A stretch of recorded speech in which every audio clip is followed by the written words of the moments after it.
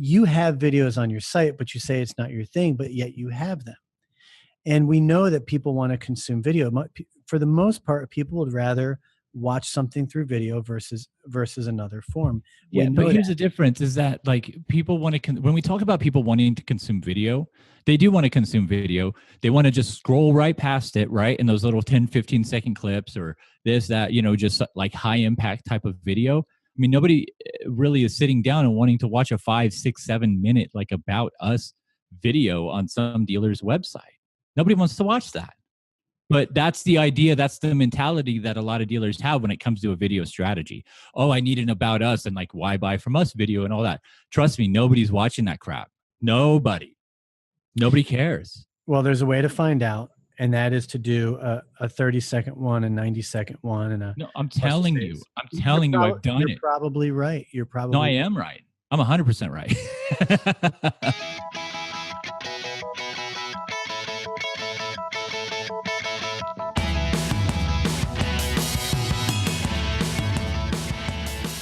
You're tuned in to a special edition of the AutoConverse Future Mobility and Connectivity Podcast, where we explore the most progressive people, ideas, and technologies that influence how we are connected and how we get around.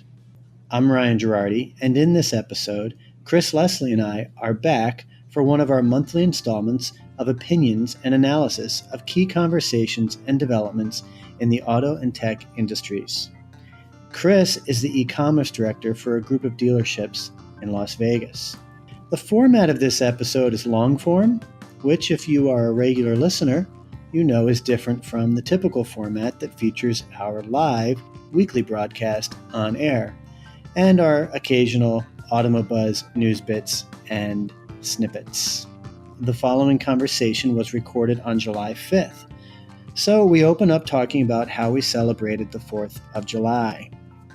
This leads into a conversation about where Chris and I see artificial intelligence headed, and me fumbling to think of the word prosthetics at one point when talking about artificial limbs.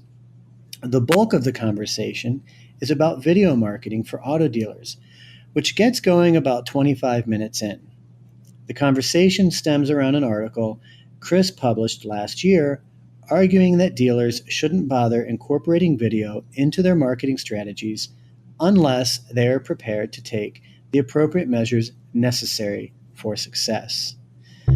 Chris and I talk at length on what those measures are and why dealers should not take video lightly. Leading up to that part of the conversation, Chris and I are talking about an up-and-coming podcaster and video blogger in the auto biz by the name of Paul J. Daly, who we both agree is bringing something fresh and innovative into the auto industry. Enjoy the conversation, and if you're interested in getting involved with any of the educational webinar series that I talk about towards the end, then be sure to check out the show notes for this episode on blogproautomotive.com for more information. Here we go.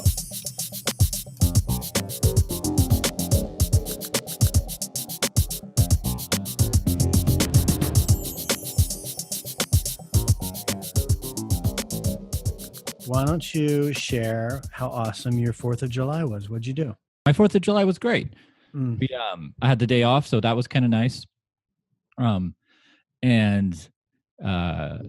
Me and the wife took the little guy to go see some fireworks, and then our neighborhood turns into our neighborhood, I'm sure, is like most other neighborhoods out there in the suburbs, where it just turns it into its own little like firework extravaganza. Like just thousands and thousands and thousands of dollars just going up in the air and blowing up, which is fine. I mean, it's pretty cool, except for the fact that it lasts like 8 hours. But I mean, what are you going to do? It's, except in my neighborhood, like people just shoot off fireworks for no random reason, just for whatever. Not even on the 4th of July.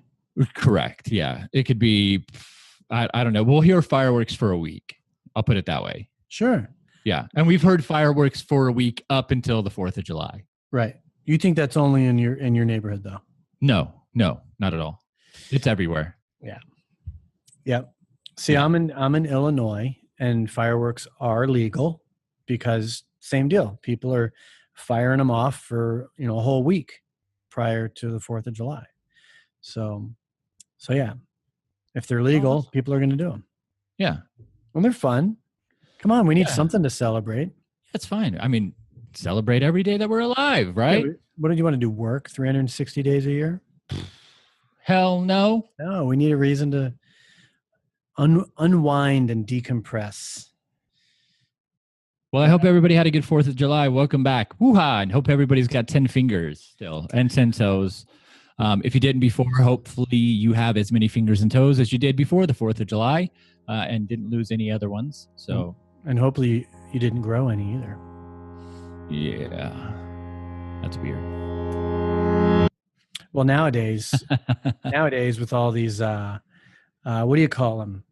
The millennials. No, the limbs, the artificial limbs. There's a word for it. Isn't that racist? I mean, aren't they just limbs? Come on, man. Why can't I think of what those are? Do you think when people have more like robotic appendages that you're going to have like, we're going to live in a world where it's like, we don't want to be called cyborgs, man. We're just people. We're just like better people. I think the real challenge is that people are going to have robotic superhuman strength. Mm-hmm. That if you piss them off the wrong way, it's going to come back to get you. Unless you have super robotic strength and then fisticuffs to the death, my friend.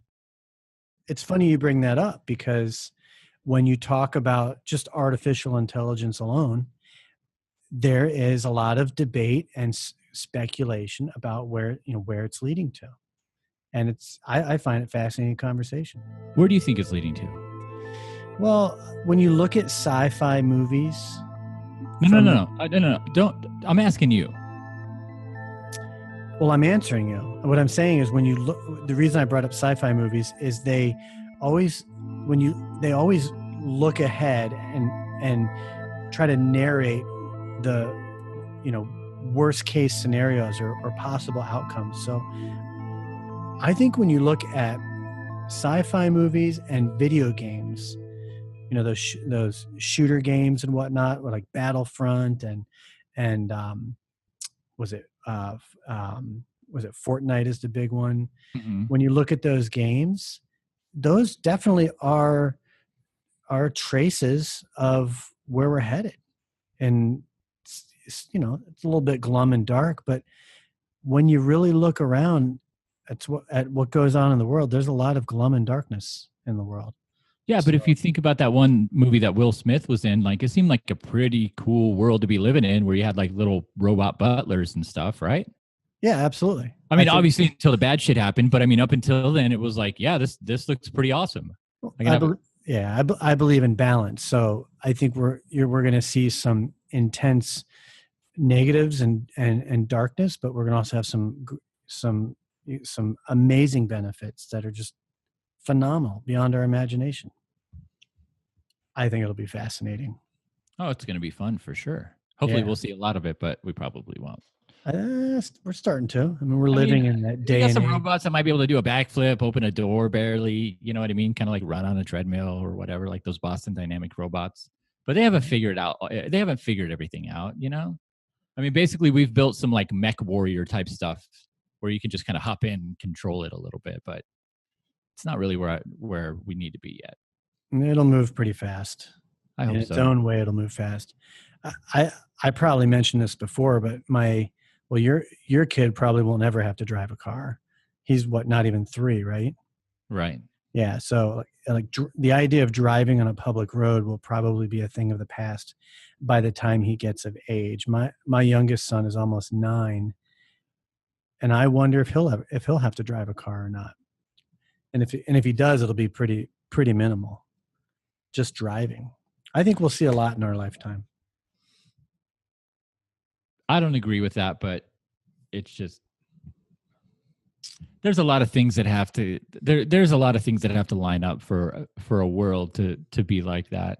And we're not even like starting. I mean, we're talking about cars maybe that might be able to, to drive themselves a little bit, but like when you talk about city planning, roads, redoing roads, are they going to be like electric cars or solar cars? Do they need to have panels, dug into the street? Like we're talking about infrastructure and just all of these things and all of these people that have to line up.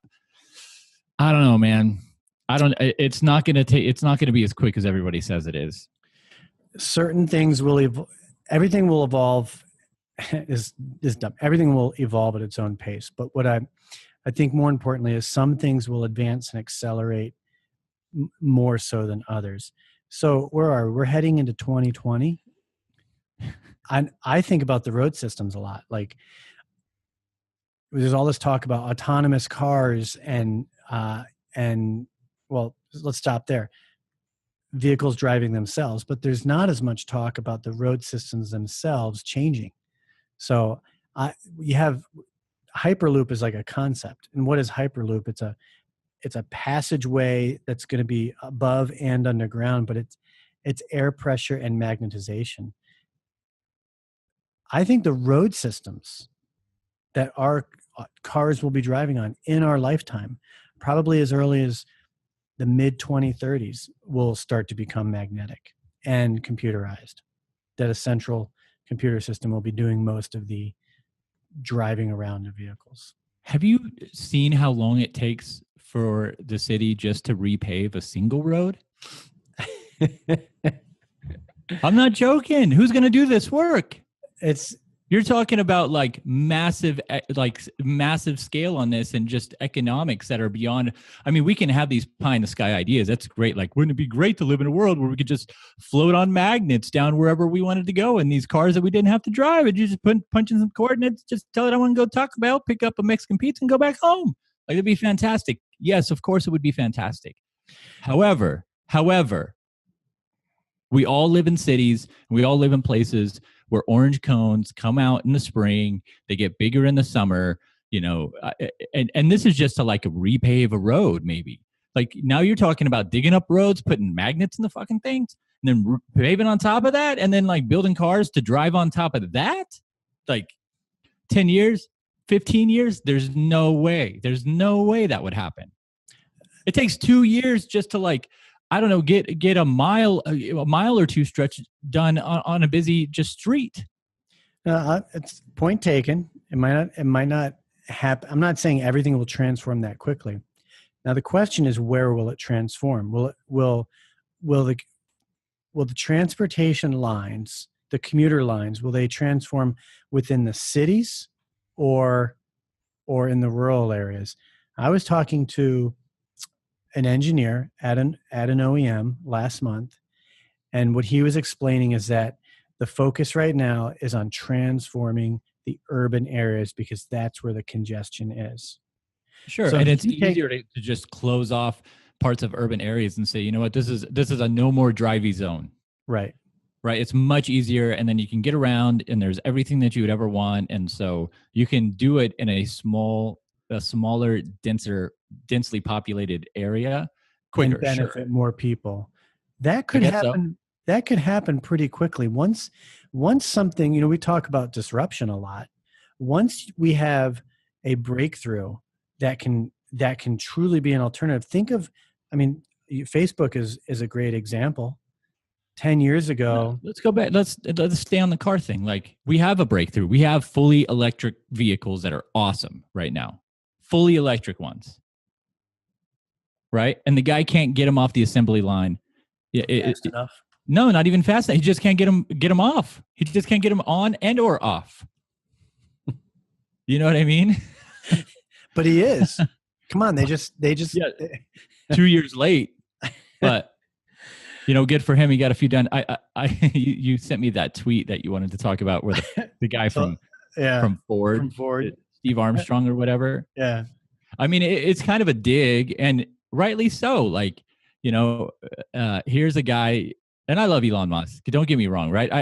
I dig all of his ideas, like wanting to put these little transformers inside your house to suck up solar power, and then you become a battery, and then your house can run on the battery. And then you can plug your car into it, and you can go wherever you want, and the cars are cool.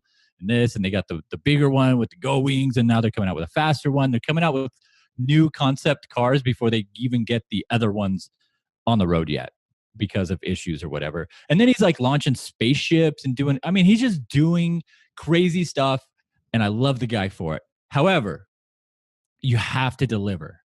And the guy, that Steve Armstrong tweet where, he kind of he razzed him a little bit.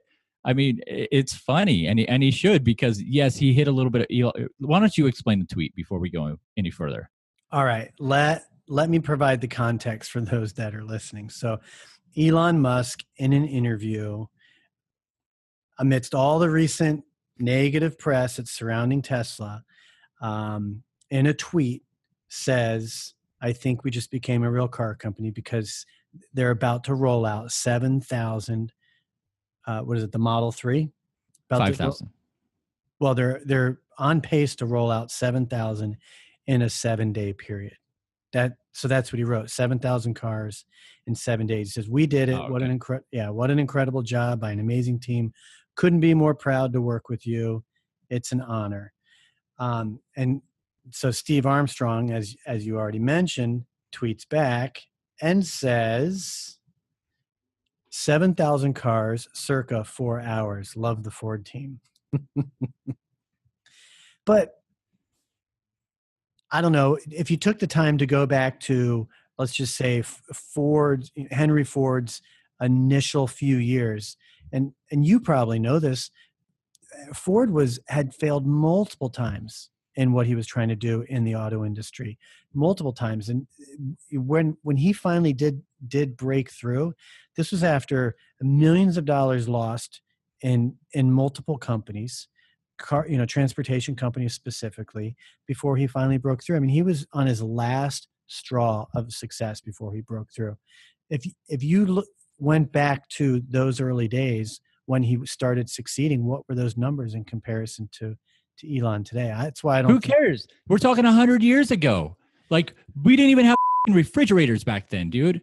Like, it's totally different. We have okay, Elon Musk should have had an no idea. One else is doing it. No one else is doing what everybody's making. A lot of people are making cars, but I understand what you're saying. Nobody else is making cars like Tesla. Granted, but we do have systems that work that have been working for 100 years since Henry Ford. We're not reinventing anything here. It's 4 wheels with a body and a chassis, right? And a gas pedal and a brake. You know what I'm saying? Like, we're not reinventing the wheel here. We're just putting, instead of gas, we're just plugging it into the wall. That's the only difference.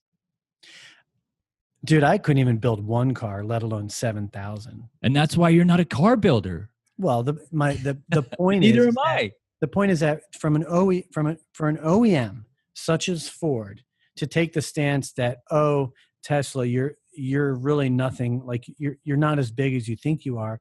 The reality is, yes, he's not as big. Tesla's not as big as these OEMs that have been around for decades or 100+ years, but they all had to start somewhere.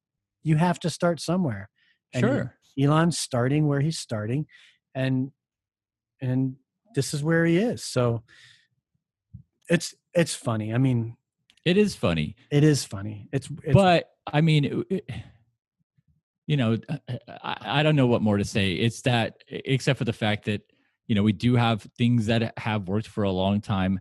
He took a risk and he went out and did this, and people should give him as much shit as they feel like they need to, because he hasn't been able to fully deliver on everything that he says. So what the real mystery here is? What? Why would people be against Tesla? What's the motivation to not want Elon to succeed, to not want Tesla to succeed? Because there's haters out there.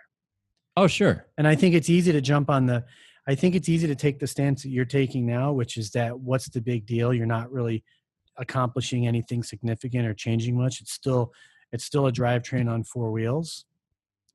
I think it's easy to take that stance, but why would you not want someone like Elon to break through and succeed? And there's a lot of haters out there.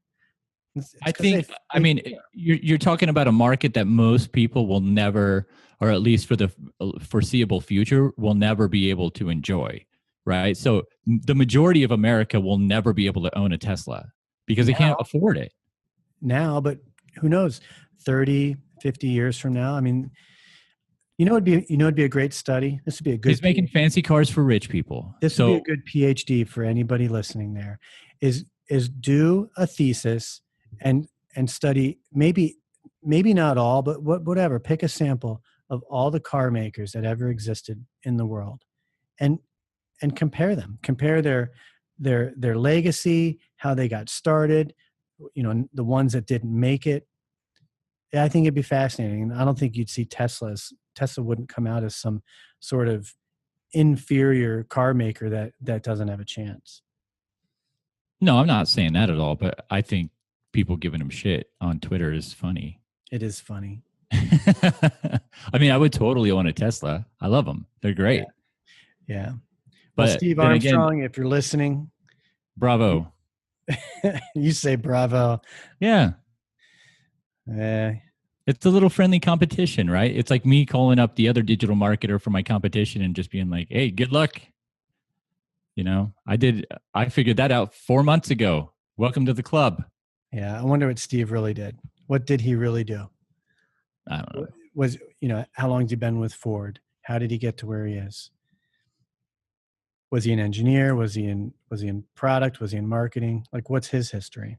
I don't care. I just thought it was a funny tweet you sent me. More people will remember Elon when the time comes. So you've been listening or watching Dealers Compressed videos, you said? Paul Daly? Yeah, a few of them. He's got a good thing going on. Yeah, I don't know what he does, but the videos are kind of neat. Yeah. I don't really have much to add here. I don't know who he is or what he does. Well, I've been listening to his podcast. I came across, trying to think of how I came across his podcast. I can't remember, but he and I have been exchanging messages on LinkedIn and talking a little bit. And I just watched for his first video. Coincidentally, he did a video on margin compression, which was basically building off of one of the chapters in Dale Pollock's book, the future, or the way I see it. And I had just released a video today about margin compression. So, and I think every video that he's got on the website that I was looking at is all different points from that book, that very same book you just mentioned. And that's the only book he's done videos on? Yes. Oh, really? Yep. Huh. Yeah. Well, I'll have to look into it. He's a great podcaster. So I think he really has the tones, the body language, and just that podcaster feel. Yeah. The videos are sharp. I mean, great. Yeah, the videos are done really, really well. Yeah. Yeah. Definitely. This is the kind of stuff that I think we lack in our space. And I think we need more of it. So what are you talking about? You mean like the iPhone, mounted up to your dashboard as you're driving down some road? No, just like yelling. I think we have too much of that. Glasses on. I think we have too much. You don't think that's good? That's not what he's doing. I know, but what I'm saying is, the other one's not good. No, it's ridiculous. People, where I stand. I mean, there's a lot of garbage out there, and it's just because the tools exist doesn't mean everyone should dive in and do these things. I think they will wean themselves out over time. Vaynerchuk kind of either that or I'll block them. You'll block them. I can't stand it, man. I just really can't. It's like, just drive the car. Drive the car. Yeah.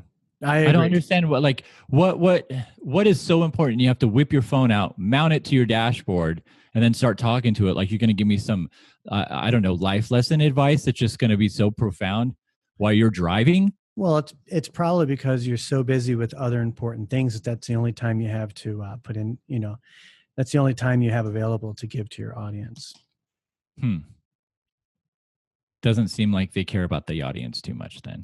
Who knows? You can't take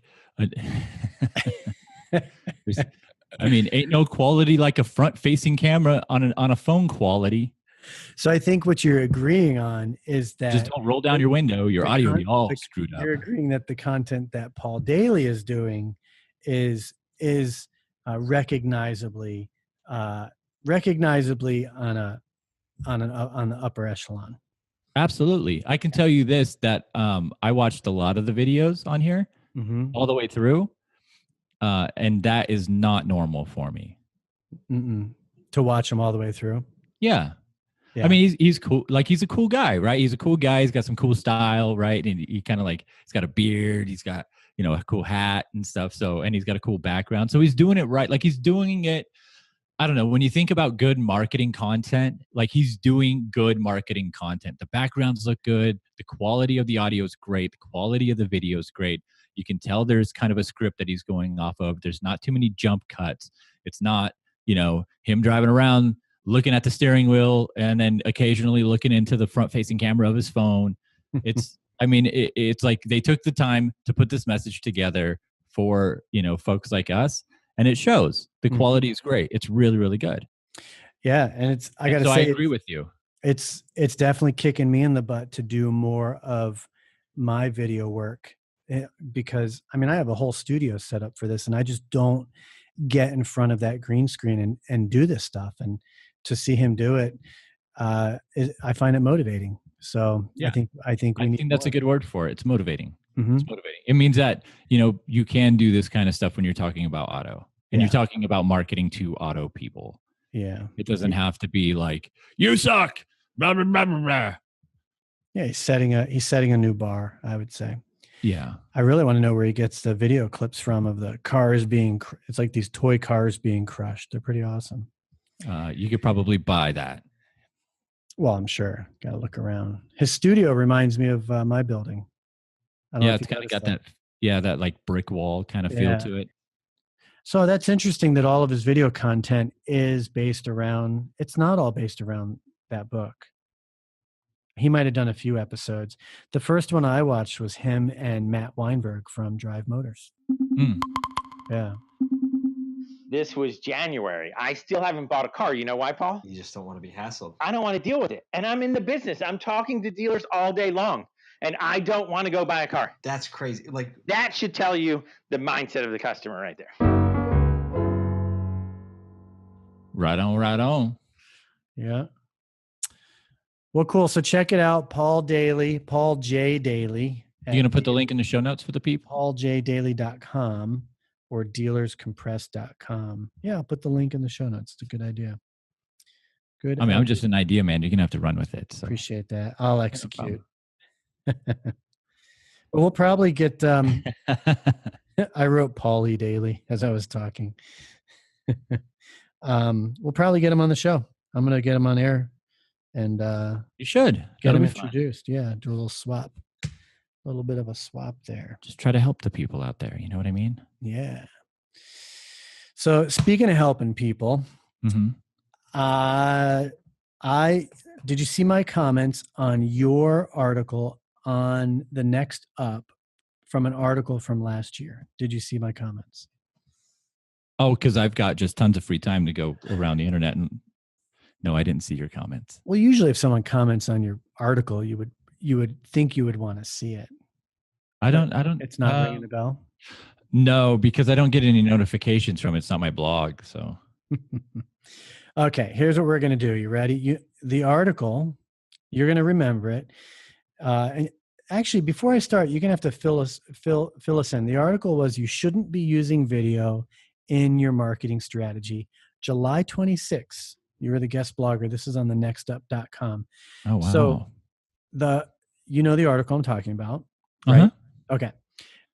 This is round 4 of Battle of the Big Cats. Will you bring us all up to speed on what the Battle of the Big Cats is? Sure. So last year, the Next Up folks reached out to myself and Joshua Mitchell to kind of do this series called Battle of the Big Cats, where basically we would come up kind of with an idea, or they would have an idea, and then we would argue one side of it or the other. Whether we even, in some cases, I had to argue a side that I didn't agree with, which was kind of interesting. So it made me kind of think about things in a different way. And that's what the Battle of the Big Cats was. So it was kind of a monthly series where, each one of us would write a post in it's not retaliation, but like, I don't know, whatever. It's I would write one side of the view. He would write the other side of the view, kind of thing. And it was Josh Mitchell? Yes. Okay. Because that's who I thought it might be, but it didn't say the last name, at least not in the graphic. So, okay. So let me lay this out. It's what? How did you find this? By the way, this is a year-old article. It's not like it just popped up. Did it? I want to say it came across my radar on Twitter, which you scolded me for because I have notifications on. But somehow it came across my radar on Twitter. It could be from Twitter suggesting that I check it out, which I did because I saw it was written by you. And here's what it says. It's safe to say that video is well past the status, and this is 2017, Chris, well past the status of an up-and-coming marketing tactic. In fact, last month, HubSpot reported that a whopping 51.9% of marketing professionals worldwide name video as the type of content with the best ROI. I'm not going to read the whole article, but do you want to frame what the article says? You just did. No. I mean, I will frame it. I just thought I'd give you the yeah. So basically, like the article was based around the idea that it's not an up and coming marketing tactic anymore. And you go to a lot of conferences and you hear a lot of people and they're like, marketing's the way of the future, and it's like, no, man, it's already here. Like, it's not the way of the future. Like, but the people who do it really well can say, yes, we have direct response. And can actually see sales from our marketing efforts using video, because it's so much easier just to grab your phone and be like, hey, everybody, we have it a 2-day sale, blah, blah, blah, blah, blah, blah, blah, blah, blah, blah, right? And then post it up on Instagram Live or I'm sorry, like IGTV or something, right? In stories, wherever you want to post it. It's so much easier, and you can churn out more of that kind of content faster and better than trying to create, these huge like SEO optimized pages around quick and easy stuff. So I think where video, really comes in is when you can, when you can put it together quickly, when you kind of have an idea and a strategy. I use strategy loosely because I think strategies are, I'm going to go off a side tangent here. I think strategies in a lot of cases are just ways of writing down all the stuff that doesn't work. Like, strategies are terrible, right? You should just have a framework. It's different than a strategy. You should have a framework. You should have, something that you just typically do. But trying to say like, marketing has a strategy, I don't know. Things need to change and be able to be a little bit more fast and loose in that. But I'm going to bring you back in from your tangent because the simplicity of your article is that what you point out is that video, according to the world, according to the reports on HubSpot and white papers and this and that, is what people are consuming and does produce the best ROI. But your article says, dealers, it's kind of tongue in cheek, don't bother doing it because you're probably not going to do it effectively. It's just going to be a failure. So don't bother doing it if it's just going to be a failure. That's right. That's how I would sum up your article. Yeah, because you can talk to 10 different dealers and get 10 different answers about 10 different vendors any time of the day that you want. And the reason is that because, we never, and this is a dealer-wide issue, is that we don't know what we don't know because we don't know we need to know it a lot of times. And when it comes to things like this, like doing video or just even like, think about most people's internet guys at their stores. They're also like the internet salesperson, or they're, slash something else, right? And then they expect them to be good at video too. But what happens a lot of times is that you just end up with like an abandoned YouTube channel, or, you give some guy some access to your business's stuff. And then, I mean, you run the risk of him going crazy or her going crazy. I don't know. But the other thing is that people don't want to invest in tools, right? So they don't want to invest into, say, a gimbal, which would make everything a whole lot better, except, people like Davenport, he doesn't need it because he's got the phenomenal stiff arm down, right? Mm-hmm. You don't really track, most dealers don't really track metrics because they don't know what metrics to track, right? So they're trying to sell cars all day, but they're also trying to understand how to make video. Like the article was basically saying like, don't do video because you're really going to suck at it. You're never going to get any better because it's not important. And at the end of the day, what happens is you just chalk it all up and just say, oh, it didn't work. Right. It was a horrible investment. It didn't work. But the reality is you invested zero effort, time, money, people, gear, all of it. You invested nothing into making this work because you didn't really care if it worked to begin with or not. You really didn't. Your list of things of why you shouldn't do video are: you won't make a plan, you won't invest into tools, which you said to both. Mm-hmm. You don't care if people watch it. You won't invest into people to help you with it. And your team is too busy. Mm-hmm. So my response was, you're right. You shouldn't do it if you're not going to do it successfully. But if you're putting the argument that video is what people want to consume, then my challenge to dealers is you need to make a choice if you're going to go this route or not. And if you are, you need to make the investment into doing that. So I agree with you. I'm going to argue with you on that and say dealers don't need to do anything, right? It's not a thing like nobody's going to wake up tomorrow. Like no GM or GSM or anybody is going to wake up tomorrow and be like, holy shit, I'm missing the train. IGTV is on fire right now. And I need to get me some people who are really good at using these types of things. Or maybe identify some people inside the dealership who are already using this because maybe they're really into Mustangs and customizing stuff. And they could really, you should just give them the channels and say, here, have fun with this kind of thing. But, the reality is barely any dealerships out there even have a specific marketing person in-house. Do you have any videos on your dealers' websites? On ours that we've done? Yeah, I've got a few like about us, Okay. I've got videos of kind of walkarounds, but I'm not really into that kind of stuff. It doesn't really serve our purpose because what it comes down to, and this is a different topic that you and I got into, is this older mentality that we have of like storing content, right? Like we made something, we need to hold on to it, put it on a shelf, let it sit there into perpetuity. Instead of just realizing like that's a whole different argument. Right. I want to stay on video with me. Okay. I am. Okay. So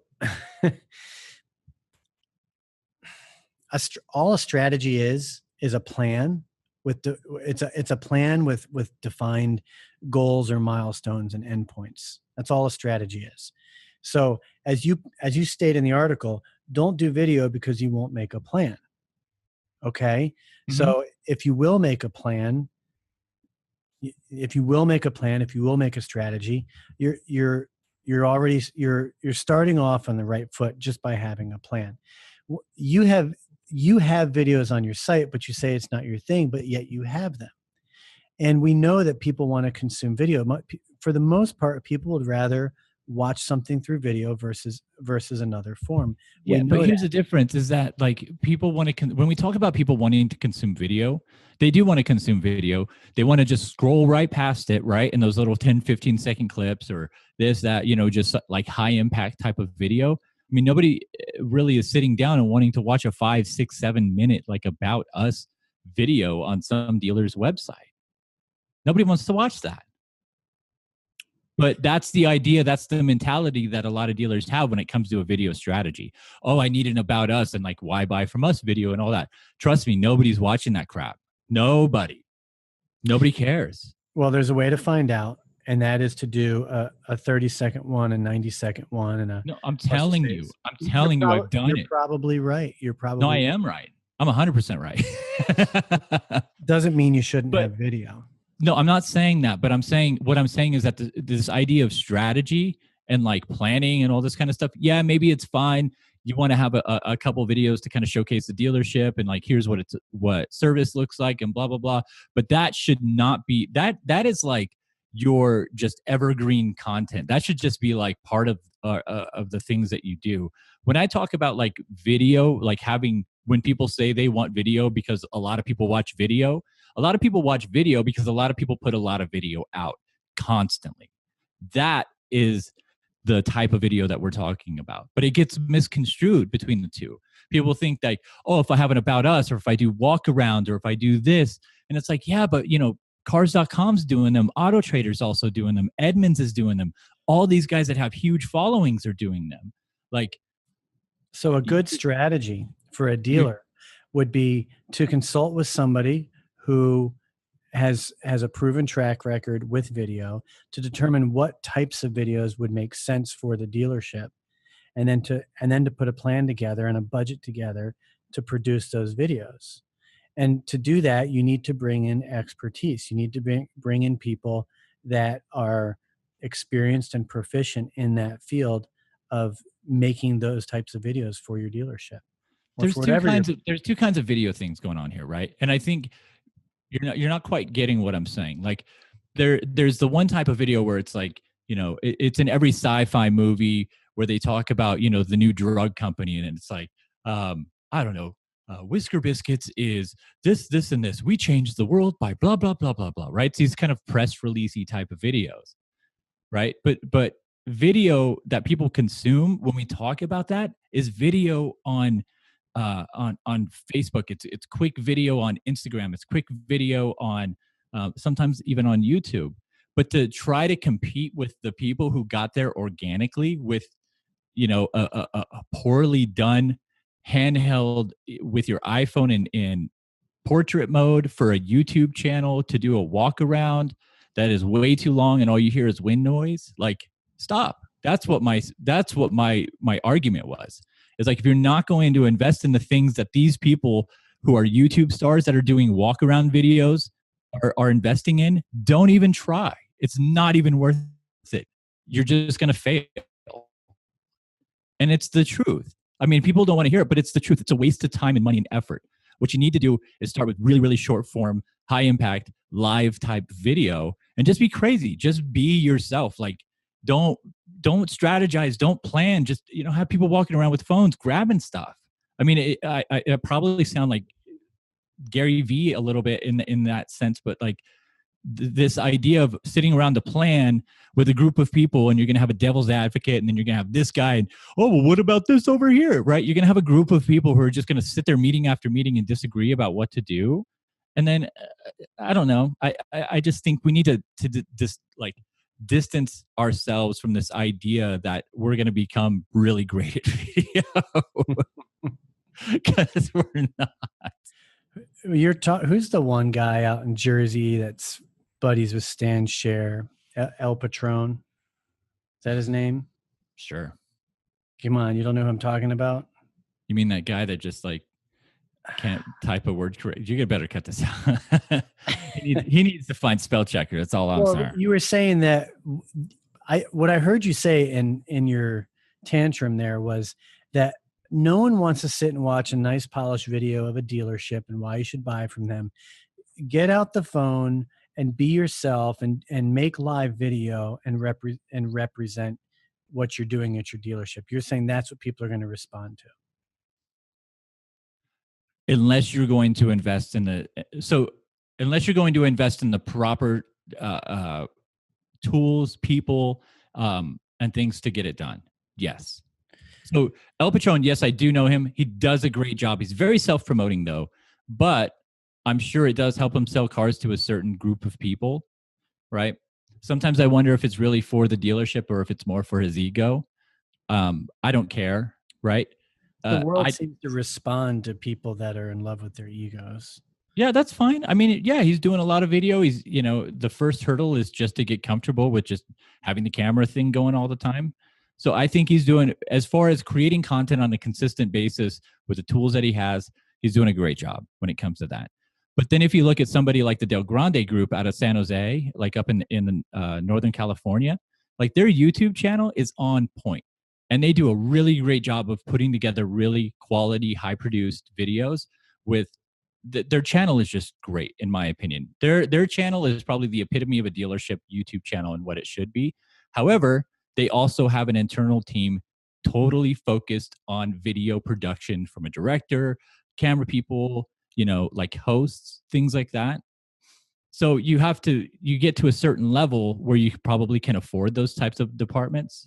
So unless you're willing to invest in that kind of department, you will never have video that quality. So you might as well just whip out your phone and do the Patron stylies. Just so you know, it seems like you're saying two different things. I am saying two different things. That's why. So you acknowledge it. What I'm saying is that the majority of people and dealers out there will not take the time, effort, or understanding to do what the Del Grande group is doing. So don't try. Because it's horrible. Don't do it if you're going to fail, if you're not going to do it all the way. Correct. Okay. And there's that argument out there that says, oh, well, you got to start somewhere and this and that. And no. The video game has already been started. We know what good quality video looks like. It's not new. It might be new to us, but if we want good quality video, we can get good quality video for the right price. It just depends on how much you want it. So that's where the other part of my argument comes in, where it's like you're not going to pay attention to any of this stuff because you don't really care about video. You don't really care about people watching it. You don't really care about anything else because you're not willing to invest in the time, money, effort, and people to put into it. My response to you in that article was that if you know that video can be an effective medium, and then if you're going to go that route, then you need to put the time and the energy and the resources into doing it so that it can be effective and work for you. Correct. And the people who feel that and believe that it can be effective are probably spending the money on the people and the tools and the time and all that stuff and are doing it. Now, someone like Mike Davenport, the dealership is not leading him and investing into him. Davenport has the self-motivation and the initiative to do what he's doing, and he's embracing it. He invests his own time and his own money because he can monetize his time through the sale of cars, which is through relationships. Correct. El Patron, I don't keep up with Patron. I've seen things cross my radar a few times, but I don't get too involved with the Facebook side of things. So I only know of him through pretty much kind of through the wind. But I did see that I think it's David Daly over at cars.com did an article that did like a spread on Patron's reach and influence using multimedia to grow sales, his dealership. Totally different style. Mm-hmm. So again, I go back to your article where all this started, which is, to your point, don't do it if you're going to fail, but if you're going to do it, this is how you got to do it. There's no one way to succeed in video. But if you don't have an approach that stands out, then you're right, you won't stand out and it won't be successful. So maybe, and you can't have you can have a strategy that's designed to help you stand out, but ultimately it's going to come down to your ability to connect with your audience through that medium. Yeah, but that's just such like a global thinking kind of thing. Like, are you engaging with people? Yeah, you got to do that. Yeah, that's part of it. That's totally like a result of like the effort and stuff that you put in. But how are you going to how do you plan on getting that? Like, what are you going to do? Well, it's one of those, you can lead a horse to water, but you can't make them drink. And that's why I brought up Mike and El Patron, is maybe what a dealer needs to do is find people that have the potential to that are going to be devoted to selling cars and also embracing modern technologies to help do that. False. False. I disagree. I think you have people like Mike Davenport, and they're few and far between, who just embrace that kind of stuff. They are not in the majority at all. Oh, for sure. At all. So they become a hot ticket item. You will be hard pressed to find them. They become a hot ticket item. They're like the superstars of the NBA. Everybody wants them. So look, the mass mainstream culture seems to respond to the egocentric look at me mentality. People seem to eat it up. They say in Hollywood, if you're going to go make movies, you got to dumb it down to reach the masses. That's how you reach the masses. That's not to say that all great movie and television, the film and television is watered down and dumbed down to there's still some great stuff out there. But in order to connect with people, it's going to come down to personality and originality and skill, learning equipment, learning how to be in front of a camera, learning how to move your body, your eye contact, your voice. There's a lot that goes into it, I think. Right. Yeah, there does. There's a ton that goes into it. That's why the people that are really good at it and do a good job make a decent living at it, and they don't have to have a second job. But if you're selling cars trying to do this on top of it, good luck. Well, right. I'm glad we talked about this, because Monday, which will be before this podcast episode gets released, but on Monday, I am introducing a new educational webinar series through AutoConversion called Video Marketing for Auto Dealers. And the commitment is we're going to do a new webinar periodically at least every 4 to 6 weeks. And so each time we're going to be focusing on something specific towards the idea of video marketing. So this Monday, we're coming out really mainly going to try to lay a foundation as to not so much building a case for why get into video, but more the different types of video. I don't want to say strategies, but the different types of videos that can be part of your strategy, and then some of the equipment and the requirements to get there. And I think bringing up this type of, maybe bringing up guys like Davenport and Patron will be good examples to contrast as to, hey, if you really want to break through or break out in video, these are some people that are leading the way in that area. Right. So maybe, so this is good. I'm glad we got a chance to talk about it. And there's nothing wrong with people saying, you know what, that looks like a whole lot of work. I don't want to deal with it. Fine. Right. And Fine. that goes back to your point. Don't bother if you're not going to do the work. Don't bother. So you made a comment.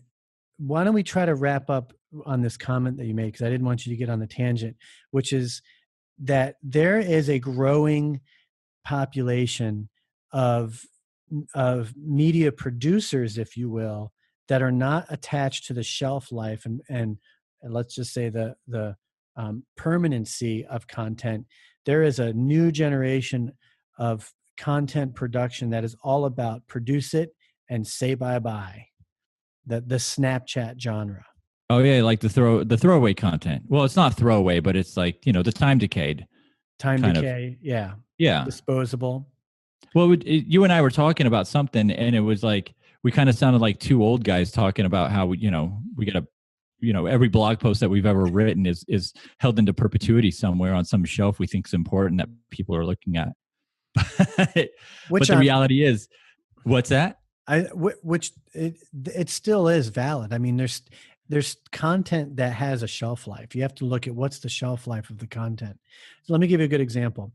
When you listen to music, you probably listen. I mean, I listen to music that goes back decades.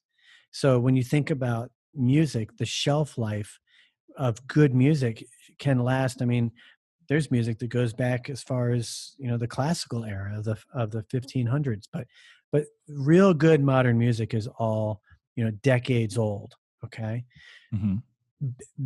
Dealership content, not to get into dealership content, that's not going to be relevant decades from now. So in that sense, what'd you call it? Disposable content, throwaway content does have more of a place. I do a lot of B2B content, and I've determined that the average shelf life of good B2B content right now is about 12 to 18 months.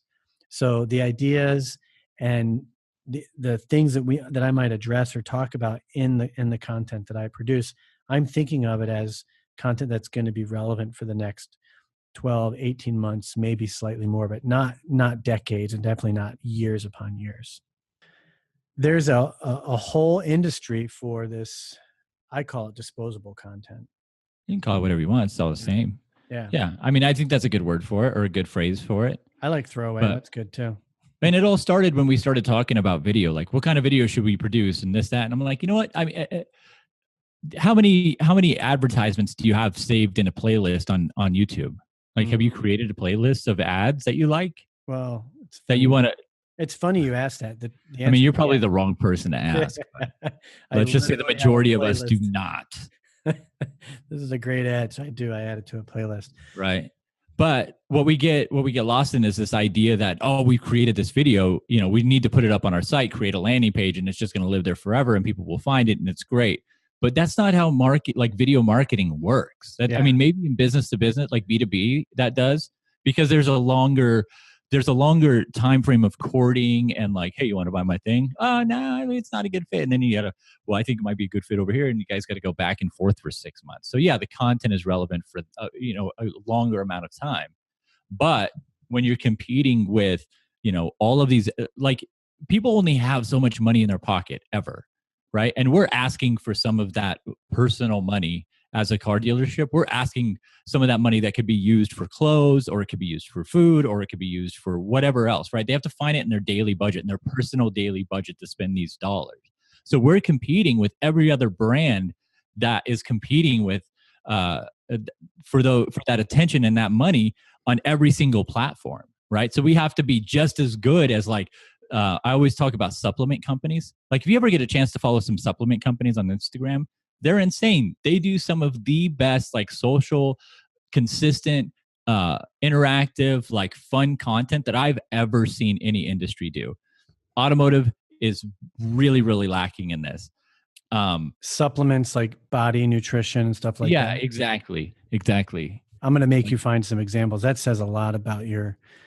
It says a lot. I follow a lot of these guys because, I mean, they have like sponsors that, or they sponsor people and they're going places and the CEO's talking. Like, you can see how every facet of these businesses, whether they're great or not, it doesn't matter. But the amount of content that they're producing on a daily basis and posting and stuff, that's the kind of shit that we're having to compete with for eyeballs, right?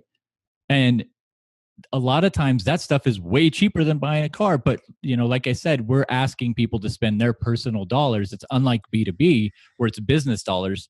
We're asking people to spend their dollars with us.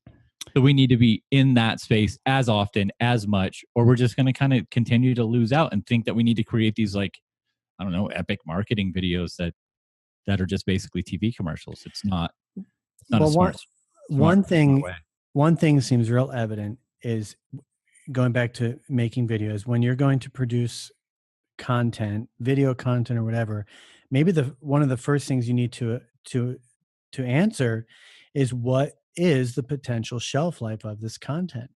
And as I explained, with B2B content, that can have a longer shelf life, doesn't have to, but with retail, that shelf life is going to be extremely short. And I think, to your point, going back to the guys like Davenport and El Patron producing live videos and just content that is meant to be consumed and then moved on, that might be that might be the ideal type of content that would come out of a dealership.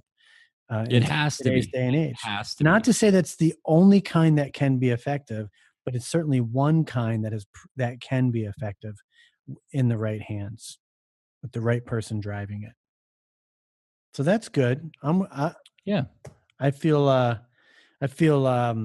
my eyes were opened a little bit because of that. That's good. That's what I'm here for.